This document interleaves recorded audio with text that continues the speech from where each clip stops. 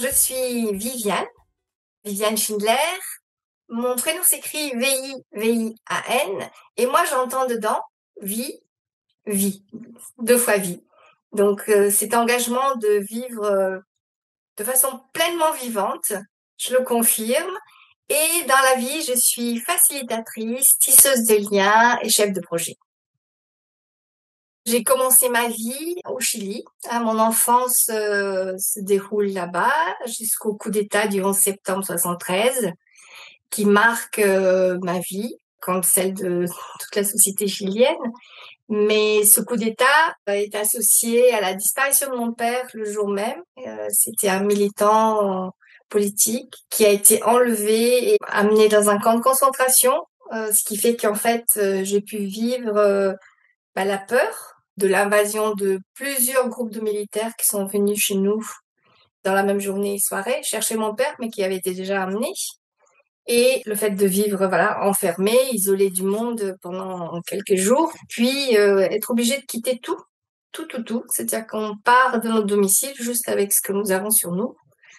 Quelques mois après, on a la chance de récupérer mon père et l'ambassade de France nous permet de quitter, de partir en exil. Donc c'est le début d'un déracinement où à nouveau on part avec très peu d'affaires. Mais à 5, donc mon père, ma mère et 3 petites filles, dont je suis l'aînée. Et du coup, nous partons dans une sorte d'exode qui va, pendant 10 ans, nous conduire dans plusieurs pays, parce que la France ne sera pas notre destination finale. C'est un lieu de triage, c'est-à-dire que Paris, on arrive dans des foyers de travailleurs, dans lequel il faut tout apprendre en fait. Comprend déjà, on part, c'est l'été là-bas, on arrive en plein hiver, il neige, on n'a jamais vu la neige. C'est plus une maison familiale, c'est des chambres dans lesquelles il faut aller après dans une cantine. Donc toutes ces choses-là bousculent complètement ma vie d'enfant. Et pareil, tous les repères, puisque mes parents, on va dire, dans leur engagement avec nous, la seule chose qu'ils voulaient, c'est qu'on manque pas l'école. Donc, en fait, pratiquement le lendemain, on était toujours scolarisés, même si on comprenait rien à la langue. Donc voilà, on a fait région parisienne, Nîmes, puis à nouveau région parisienne, puis notre famille est éclatée, des erreurs d'aiguillage font que mon père est envoyé en Bulgarie, ma mère et nos 3 les petites filles, on est envoyés en RDA. À nouveau, donc 3 mois après, l'allemand, après le français, et puis 2 ou 3 mois après, le bulgare.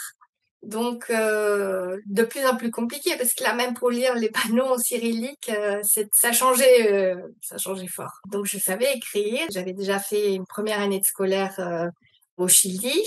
Et arrivé en Bulgarie, il faut revenir et recommencer cette école, parce que tous les codes sont différents. Je me retrouve avec ma sœur Michel, qui donc a 18 mois de moins que moi, mais on fait la même scolarité, toutes les deux. Et on la fera jusqu'au bac en France, c'est-à-dire que c'est ma partenaire de classe. Donc cet exil, effectivement, c'est un exil dans lequel la précarité s'invite. Rien ne nous appartient, ni le lit où on va dormir le soir, ni tout ça. On vit des quarantaines dans lesquelles on est enfermé dans cette espèce de lieu un peu, c'est moitié hôpital, moitié sanatorium. Nous sommes vraiment très soudés dans la famille, parce qu'ils ont créé, malgré toute cette instabilité, la sécurité pour nous, de sentir que mon papa et ma maman étaient là pour nous.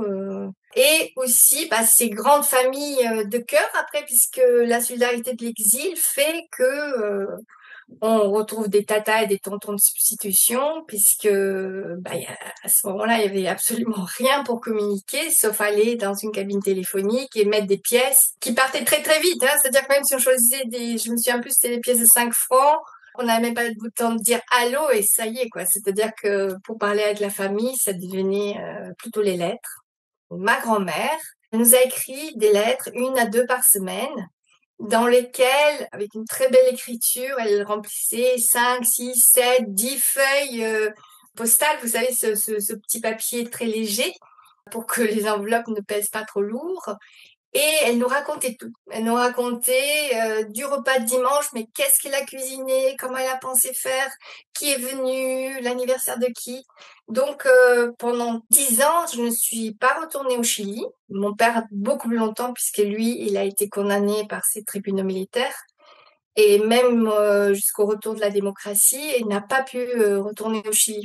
Ce que je veux dire, c'est que j'aurais pu complètement perdre la connexion culturelle avec mon pays, mais ça a été tenu et par les parents qui nous parlaient d'un pays merveilleux où les moules là qu'on mange sont bonnes, mais celles du Chili, et les fruits et les pommes, oui, mais celles du Chili, beaucoup de transmission très sensorielle et très affective, enrichie justement avec ce lien que ma grand-mère a tissé. Donc l'espagnol est resté notre langue, et même si très rapidement, dès qu'on apprenait par exemple le bulgare, on commençait peut-être à avoir des béquilles, des mots qui ne viennent pas et essayer de les mettre en bulgare et les parents, non. Ce qui fait que c'est aussi une énorme chance et quelque chose sur lequel j'ai senti l'importance de la langue, notamment la langue maternelle, pour pouvoir rester connecté à cette part précieuse en fait, qui est le premier accueil de notre vie.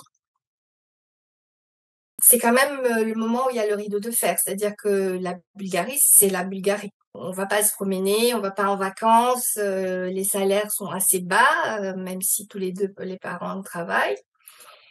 Ils sont créatifs, ce qui fait que ma mère qui a été prof, elle devient pédagogue. Mon père qui a travaillé pour le gouvernement devient guide touristique en espagnol. Comme il y a quand même des Espagnols qui viennent à la mer Noire, il a du boulot l'été. On a une vie saine, on est très bien acceptés. D'ailleurs, qu'on est vraiment les premières années les seuls étrangers dans une ville qui s'appelle Burgas à la mer Noire. On avait bien sûr notre vie de quartier, les amis de l'école, et on avait en parallèle cette vie chilienne à la maison, mais malgré tout très isolée. Il n'y avait pas le téléphone à la maison, donc si on voulait parler pour l'anniversaire avec la famille, bah, il fallait aller à la poste, attendre que le satellite ne soit pas occupé, et des fois ça mettait 4, 5, 6 heures pour qu'on puisse parler 3 minutes. Et 3 minutes, bah, c'était peut-être 10 jours de travail de ma mère en salaire, quoi. Donc c'était le luxe des choses exceptionnelles. Pinochet a fait sa constitution en 81 et cette constitution nous a permis de refaire des passeports chiliens qui nous permettaient de circuler dans tous les pays du monde, sauf au Chili, puisqu'on était des personnes, des terroristes. Et d'ailleurs, on a été inscrits, toute notre famille, dans des sortes de listes publiées qu'aujourd'hui on peut consulter au musée de la mémoire à Santiago, et dans lequel jusqu'à ma sœur qui est partie à 2 ans, sommes inscrits comme des personnes très dangereuses pour le Chili. Donc avec ces passeports et peut-être 40 $ qu'ils peuvent avoir pour partir, et l'aide de ma grand-mère, etc., on se retrouve en Allemagne fédérale. Parce que là, il y a le côté, bah, je m'appelle Schindler, c'est vraiment mon nom de jeune fille. J'ai des origines multiples, plutôt allemande, suisse, espagnole, basque, française.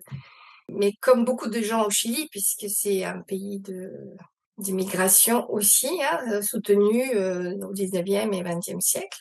Et donc, en Allemagne, on a pas mal de cousins, en fait, qui, partant du Chili, bah, ont connecté et retrouvé la nationalité allemande, par exemple. Donc, on se dit, bah, ma grand-mère, la fameuse que je vais nommer d'ailleurs, Mathilde de Boilly, elle a été élevée au Chili, mais elle a fait le lycée allemand, elle parle très bien allemand, elle a cette culture. Donc, on se dit, bah, voilà, on va aller habiter, au moins on sera à côté de la famille, un peu plus proche, avec la possibilité de retourner au Chili. Sauf que pour nous, bah, ça se passe pas bien. Les papiers, on les a pas. Et pendant 2 ans, on fait 2 ans d'école, hein, parce que, comme je disais, c'est la priorité. Et finalement, la seule option qui se présente à nous, et c'est de retourner en France, parce que là, que mon père avait le statut de réfugié politique, mon père réussit à constituer tout ce qui permettra le regroupement familial, les papiers, un travail, un logement. donc un logement dans une cité ouvrière, hein, au Beau-Dot, à Sevran, en banlieue parisienne. Donc là, pour nous, c'est un choc culturel. On va dire que de tout ce qu'on a vécu jusqu'à là, c'est assez difficile. Ce sont des immeubles qui sont dans de très mauvais état, assez sales. Il y a une sorte de ghettoisation déjà, hein. C'est-à-dire que quand on arrive, on est un petit peu encadré par les grands frères là, qu'on veut bien être copines, mais c'est clair qu'on joue pas, nous on joue pas dans la cité, hein. On va à l'école. Voilà, adaptation à nouveau, hein, découverte de cette nouvelle façon d'être, avec plein d'anecdotes assez drôles parce que j'arrive, j'ai 16 ans et la scolarité en France est obligatoire jusqu'à 16 ans. Et là, on n'a pas de place au lycée parce que bah, on me dit il faut aller travailler, vous faites un CAP. Et en fait, clairement là, c'est terrible quand je dis il y a ces pauvretés, hein, parce que quand on arrive dans cet appartement qui a certaine odeur, des papiers peints, imbibés d'huile, vraiment assez orange, un peu des années 70, on est en 83, mais ils ont déjà pris la couleur du temps. Mais en plus, me faire recaler et pas pouvoir aller à l'école, alors que quand même on avait vraiment des bulletins, des recommandations de profs, c'était oui, donc c'était inhospitalier et là, pareil, on se bat et on arrive à rentrer dans un lycée grâce toujours à... En fait, là, c'est vraiment des individus, c'est pas l'inspection académique, c'est vraiment des individus qui permettent à ce que ça marche. Et donc, on nous dit, là, vous allez refaire une seconde, vous allez faire une seconde G avec dactylo au cas où, n'est-ce pas? Et on verra, peut-être vous serez obligé de redoubler la seconde pour avoir des notes, et puis on verra pour le bac comment ça se passe pour vous. Et évidemment, avec ma sœur, on allait avec un gros dictionnaire comme ça à l'école et on s'est accroché. Et en fait, on n'a absolument pas redoublé. On a passé notre bac avec Michel, main dans la main. J'ai eu 18 à l'oral en français. Mais parce que, en fait, je sais pas comment dire. C'était pas les notes, je sais pas, c'était une sorte d'intégration, ce besoin, en fait, d'assimilation, de validation, d'intégration, de pas être celle qui arrive d'ailleurs. C'est là que je prends, pareil, très très très peu après, des engagements associatifs. Vraiment, je suis arrivée donc en avril 84. Je vous dis, j'ai pas eu d'école jusqu'en octobre, mais je commençais à connaître certains Chiliens puisque cette solidarité, par exemple, quand on est arrivé le matin, je viens notre premier déjeuner, ma mère a déplié un journal et on a fait des sandwichs avec du jambon. On n'avait même pas une plaque, on savait pas où on allait dormir, mais vers 19h ou 20h30, il y a plusieurs voitures qui sont arrivées, donc on a eu des matelas, des draps, deux fauteuils, une table sans chaise, mais on a eu après des chaises. Et du coup, cette solidarité a fait qu'on s'est intégré. Et moi, je reviens avec cette carte de la langue. J'ai vu des familles dans lesquelles les enfants parlaient que le français. Et je me disais, mais comment ces enfants peuvent communiquer avec leurs grands-parents? Enfin, moi, je pensais à ma grand-mère. Donc là, à nouveau, chez moi, ça a réagi, parce que je dirais, cette flamme de soin de l'autre ou d'engagement, qui est que je me dis, moi, j'ai pas grand-chose, mais moi, je peux apprendre à ces enfants à parler espagnol, je peux leur apprendre à lire des livres, à étudier la géographie. On a eu grâce à des associations, à Local à Montreuil. Et tous les dimanches, je faisais l'école chilienne. Donc j'avais 16 ans et demi, quoi. Et les parents s'engageaient, ils venaient à 9h30, on faisait 3 heures de chansons, de poésie, je leur racontais l'histoire, on jouait, et puis petit à petit, parce que j'ai fait ça en quelques années, j'ai pouvais compter sur des artistes qui faisaient faire du clown ou du théâtre, jouer la guitare. J'ai des associations, par exemple, avec les cadets de la RATP. Et on avait une journée à la mer l'été. Et par exemple, on a enregistré aussi un disque avec un grand artiste chilien qui s'appelait Ángel Parra, qui habitait Paris. Et donc, il y a un disque de comptines où ces enfants font le chœur. Et pareil, on a été dans un studio d'enregistrement. Je suis très, très, très, très heureuse parce que je garde lien avec ces enfants qui aujourd'hui sont parents. C'est assez émouvant, la réaction qu'ils ont parfois.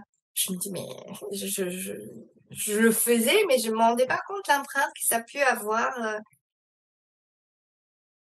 Alors, qu'est-ce que j'ai appris de cette vie d'errance, en fait, dans laquelle on ne choisit pas forcément son destin, hein, ne serait-ce que où on va dormir, on va habiter, comment on va travailler.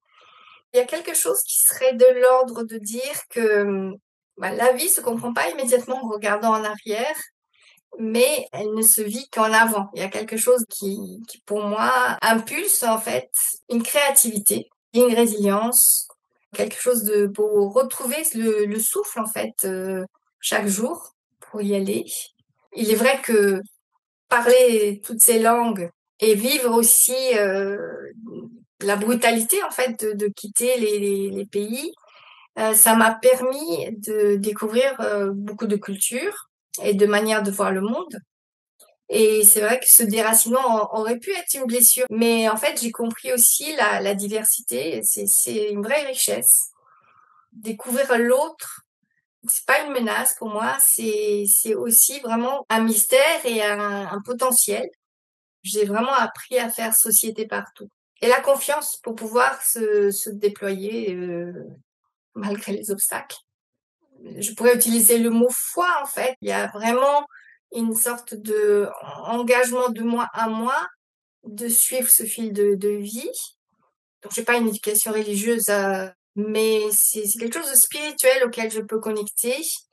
Je crois que c'est ce qui m'a permis, en fait, de pas sombrer dans des moments compliqués. À un moment, il y a effectivement les enfants que j'élève seule, la quête professionnelle, tout s'accélère un peu. Je maintiens ma vie associative, je maintiens des engagements amicaux, c'est-à-dire que j'ai une vie assez pleine et je me sens quand même heureuse, je me sens aller de l'avant, mais avec un certain épuisement et il y a un moment où il y a une vraie rupture, c'est-à-dire que le corps parle et à ce moment-là, j'ai un diagnostic de cancer. J'étais très bien conseillée par le thérapeute m'a dit, il l'a pris en charge. Une semaine après, j'étais opérée. Et moi, pratiquement, j'étais en chef de projet. Bon, là, on va pas perdre de temps. Là, dans 3 mois, il faut que je sois opérationnelle. La superwoman, là, moi, j'ai trop de choses à faire. Donc, je peux pas être malade. Par chance, le corps parle vraiment, c'est-à-dire qu'il frappe pas qu'une fois et 3 mois après, j'ai un nouveau cancer qui est plus virulent au même endroit. Et donc, ça déclenche tout un travail de conscience qui me fait vraiment vivre l'expérience du féminin, pas ce féminin dur de tenir la famille, que les enfants mangent, mais qu'ils aient bien sûr beaucoup plus que je n'ai eu moi, et ces féminins qui s'affirment dans l'entreprise, j'étais à ce moment-là dans la finance et l'immobilier, donc face quand même à plutôt des hommes. Donc moi aussi, je voulais ma place. Et quelque part, je vis cette grosse parenthèse, puis ça va durer 3 ans, ce chemin vers la guérison, comme un vrai messager. Le cancer m'a forcé à m'aimer. J'ai aussi choisi de vivre cette maladie comme une transformation intérieure.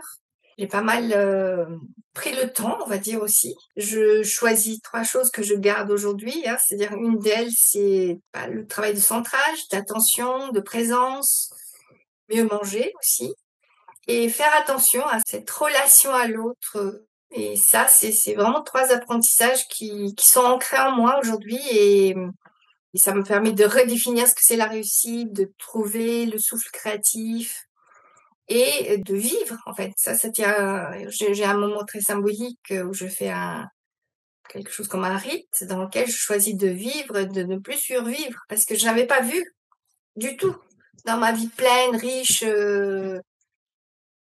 success story aussi, hein. Je n'avais pas vu que j'étais quand même en mode survie.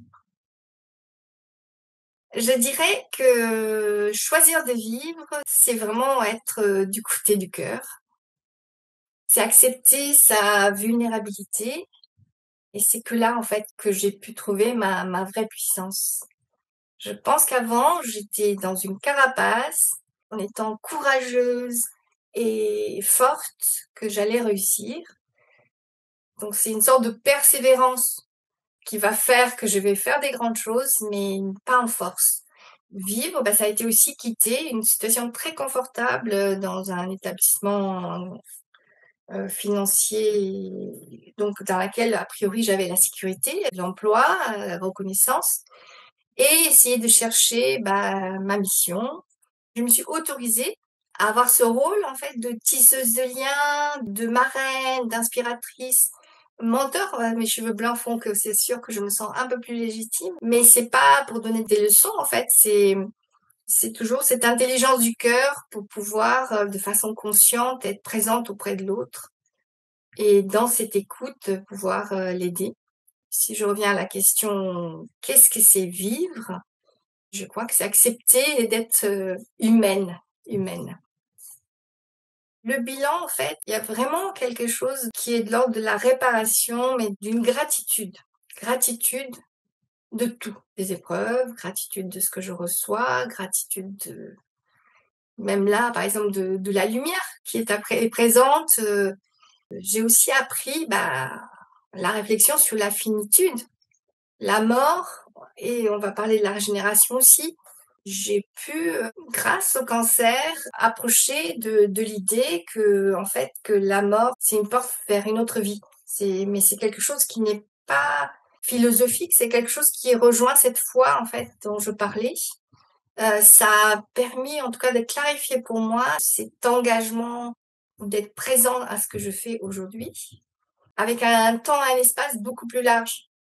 Donc, quand je disais prends le temps, sans urgence, mais avec engagement et présence.